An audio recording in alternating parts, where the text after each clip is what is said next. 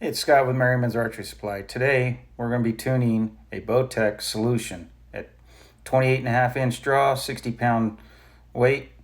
Then we got to make sure the specs are in. 32-inch axle to axle. It appears to be right there. Then we got to check brace height. Brace height is supposed to be 6 inches. It appears to be just a touch long. Then rough timing. Make sure the cables are running through top and bottom cam between the two dots. Once you see is little towards the top on the bottom cam and splitting the top dot on the top cam. So we're going to have to put it in the press and twist up the cables. Once we get the cables twisted and we're looking at the dots again, what do you know? They're through the bottom two dots perfectly and the top two dots perfectly. That's what you want for rough timing. Now we're going to put in the draw board and do some fine tuning. We want to make sure that both draw stops hit the cables at the same exact time. Top was short or slow, bottom is fast. Put it back in the press and we're going to twist up the fast cable.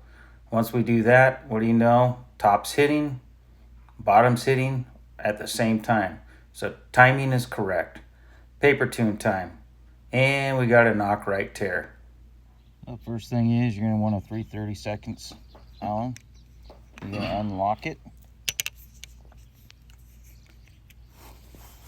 top and bottom. Then for a right tear, you're going to want to go counterclockwise. So I'm just going to go 1/8 of a turn. Lock it back down.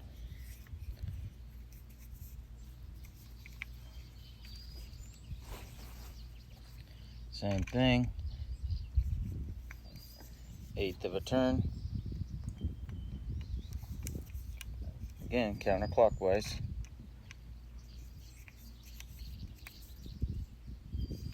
Because what you're trying to do is to shift the cam over to the right.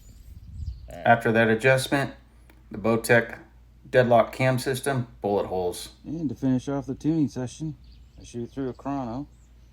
That's what we got with a 400 grain arrow out of a Bowtech solution. Shooting a 400 grain VAP TKO from Victory Archery.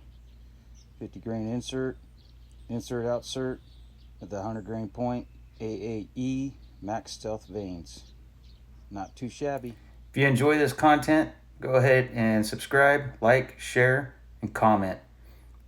Really appreciate you watching this. Have a good one.